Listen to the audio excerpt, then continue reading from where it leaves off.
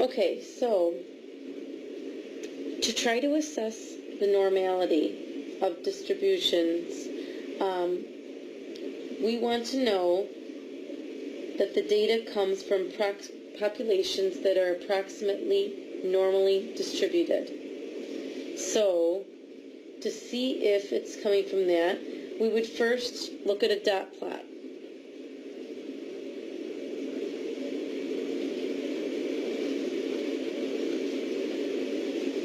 A stem plot, or a histogram. So when we're looking at the dot plot, what we're trying to look at is see if we can get this normality. Remember, the normal dot plot would have this type of shape, this bell shape to it. Even if we're dealing with dots and data that is underneath this, we want to see if it's skewed to the right. Then it's not really normal. Stem plot and histogram, the same type of thing. Are we seeing this type of a shape, this normal bell curve, when we have a histogram? Also, you can also take a look at the mean, the median, and the mode. Those are all supposed to be right in the middle. If it's a normal, symmetric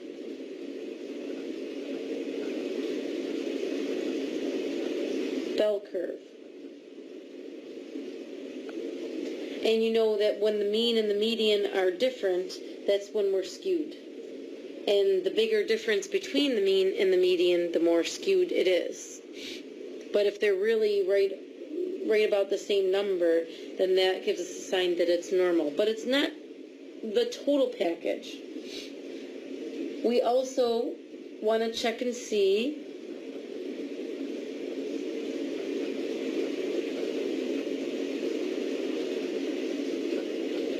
into the 68, 95, 99.7 rule. So you actually want to count up the data that happens between one standard deviation from the mean. Remember, that's down one and up one. Should be 68% of the data, approximately. 2 standard deviations from the mean. So that means up to +2 and down to -2 should encompass about 95% of the distributions, and 3 standard deviations of the mean is going to encompass almost everything, 99.7% of the data. Another good method is to use a normal probability plot. And we're going to need the Inspire calculator to be able to do something with that. It's also called a normal quantile plot. So you need your graphing calculator, the Inspire calculator, and I'm also going to shift over and show you how to do that on the Inspire. We're going to do a normal probability plot, and we're going to look at page 125. But before we move on, what you're looking for is a linear shape. A straight line is basically what you're looking for when you do this normal probability plot. The more of a clean line, the more normal of a distribution. And that's what we're going to be looking at. And you don't really have to do these by hand. It all goes by z-score of each number. And to be able to do that would require so much work. So we're going to be using the Inspire calculator to do that for us. Okay, we're going to page 125, and there is an example in the middle that's talking about unemployment in the states. Are the data close to normal? So first thing I want to do is put all this data in my calculator. Okay, you're going to be going to on the screen. You want to go to this button, which is Add Lists and Spreadsheets, and I want you to label it at the top. Give it a label at the top, like unemployment, and then list all the data starting with 4.1. It doesn't matter what you put next. You can go 7.0, then 8.6, and keep thumbing down until you get all of these. I believe it's 50 states unemployment rate, so there should be 50 things listed. Okay, unpause or pause the movie now, and then unpause the movie when it is loaded. Okay, so I titled mine unemployment, and I listed here 4.1. I went to 4.5, then 5.0, and I should have 50 pieces of data in here, and they actually should be in order. I believe all of them are listed from highest or from lowest to highest. That's what it says in the diagram. So I know that this example actually has a histogram available, but I want you to see how you can easily make a histogram using an Inspire calculator. So take a look where I'm touching over here on the TI Inspire. You want to hit Control, Dock, and up is going to come a list of things. Add a calculator, add graphs, add geometry, add lists and spreadsheet. We're going to add data and statistics. So you can either press 5 or click on that. This just kind of gives you all of them there, but notice you have no variable here or here to organize this. So I want you to organize this using this horizontal axis. And I want you to actually click to add the variable. And then I believe you have to click again or press enter to get the unemployment to be listed below. And isn't that cute? It just organizes itself into a beautiful little dot plot. Okay, once you get that to happen on your calculator, and feel free to pause as this movie is going on so that you're on the same page with me. You want to press I'm on the graphing calculator again, you want to press the menu button. And up are going to come the plot types that you can do. It's already a dot plot, so that's why I can't select dot plot. But I can put this in a box and whisker plot. Adorable, right? And if I go over to plot type, I can put this in a histogram.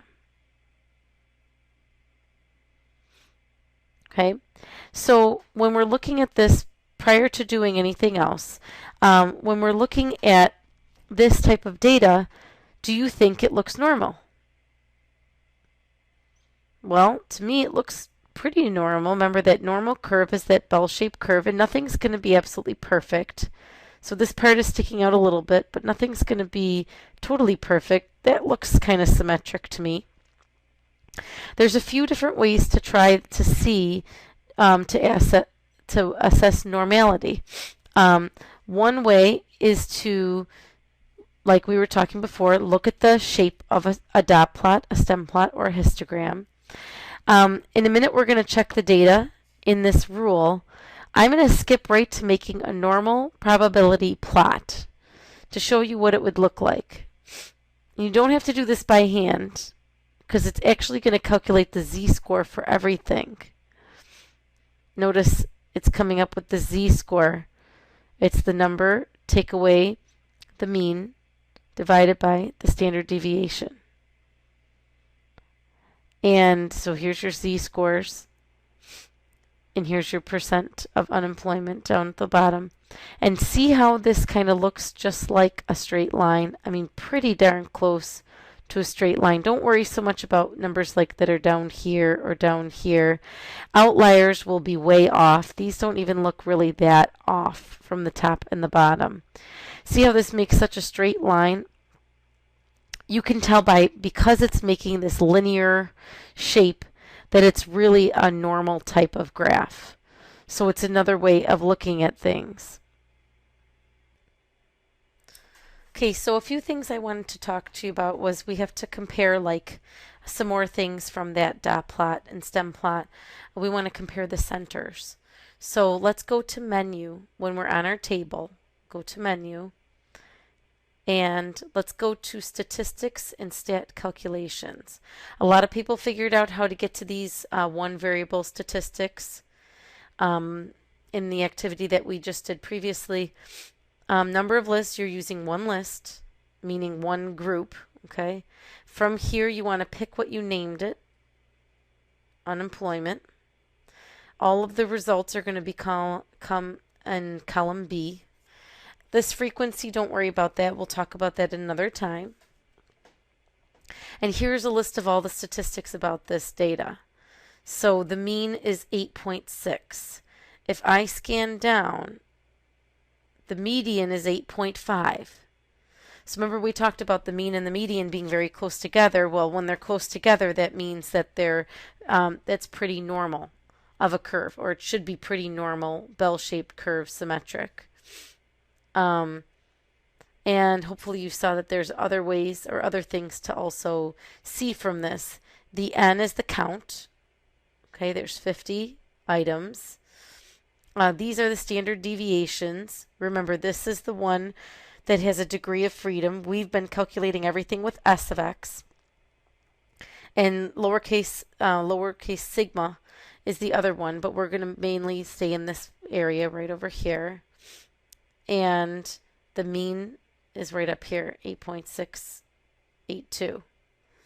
So let's talk about the middle part of this assessing normality by checking the data and seeing what percentage lies in each within each standard deviation of the mean.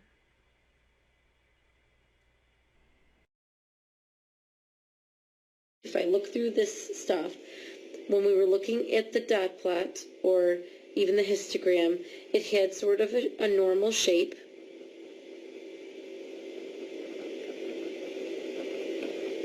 It looked pretty symmetric and like a bell curve. And when we looked at the data, the mean and the median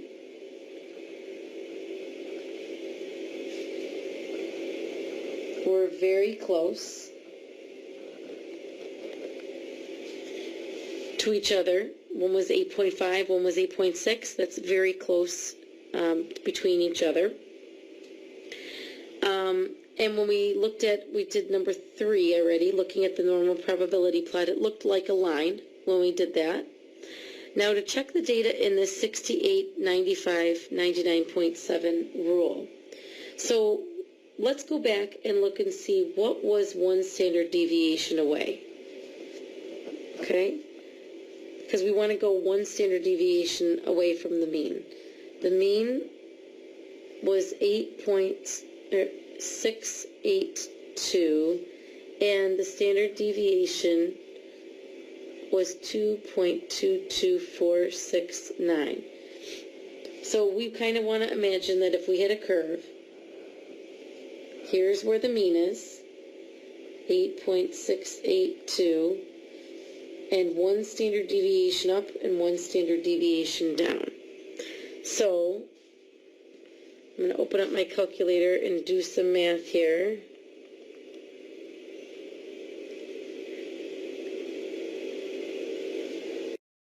So it's 8.682. I'm going to take away 2.22469. So here would be 6.45731. And here would be 8.682. Add 2.22469. This would be 10.9067. So basically we're going to look through the data and see how many pieces of data land between these two numbers. Okay? Now it's already in order for us. So 6.45 would be not 4 4.1 all the way up to 6.4, it wouldn't be 6.4, it would be 6.6. So I'm just going to kind of keep a tally. 6.6, 6.7, 6.7, 6.7, 6.9, 7.0, 7.0, 7, 1, 2, 3, 4, 1, 7.2, 7.4, 1, 2, 3, 4, 5, another 7.4, 70, 7.8, 8.0, 8.0, 8.2. How come I keep forgetting to do that? Another 8.2, 8.4, 8.5, 8.5, 8.6, 8.7, 8.8, 8.9, 9.1, 9.2, 9.5, 9.6, 9.6, 9.7, 10.2, we're getting closer, 10.3, 10.5, 10.6, another 10.6, 10.8, 10.9, 1, 2, 3, 4, 5, 6, 7, so that's 35, 30 pieces of data out of 50. 36 divided by 50 should be, oh, look at that, it gives me it in a fraction. Oh, that's fun. Should be 72%. Now, keep in mind, it's supposed to be around 68% for normal distributions. So seeing that it's 72, it's a little off, but it's not too bad. Okay, that's one standard deviation, plus or minus one standard deviation. Plus or minus 2 standard deviations, we'd have to go down and up another 2.22 from each one of those. So this is actually the calculations that you should be doing, that you'll be doing by hand. You can use a calculator to help you with, but not necessarily ask the calculator to do this for you. So 2 standard deviations would be 4.23262, and up 1 would be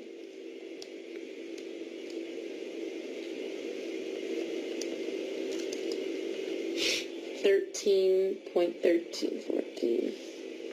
Okay, so I have the 36 already from the middle, so I'm not going to count those ones already, even though I'm encompassing everything. So I'm going to kind of stop when I get to 6.4. I just want to know how many more I'm adding to that 36. So from 4.2 up, I've got 4.5, 5.0, 6.3, 6.3, 6.4, 6.4, and then we started already at 6.6 for the other calculations. So then there's that 36 data, and then after we ended at 10.9 last time, this would encompass 11.1, 11.5, 12.3, 12.3, 12.3, 12.7, and not the 14. So we had 36 pieces of data, and we're adding to it 12 more pieces of data. So this should be 48 out of 50, which is 96%. So in a normal distribution, 2 standard deviations away from the mean should be 95%. So it's pretty close to 96%. That's not bad. If we're doing plus or minus 3 standard deviations away from the mean, we would be going down from 4.2, another 2.2, which would bring me to 4.23262, take away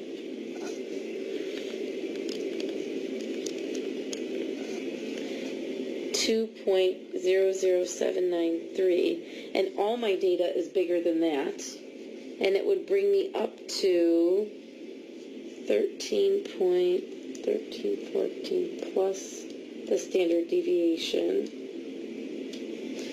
15.2 99.3561 takes me beyond the maximum number. So technically, I would actually be using all 50 pieces of my data, 100%. And keep in mind, if you were doing plus or minus 3 standard deviations away from the mean, you would be about 99.7%. 99.7 is very close to 100%. So looking at all this data, we can say that this is a fairly normal graph. Using all of this data, we can say that using all this information, we could say this data is pretty normal. The population it comes from is normal. So I'm going to have you actually try some that won't work out so normal, and then you can see that.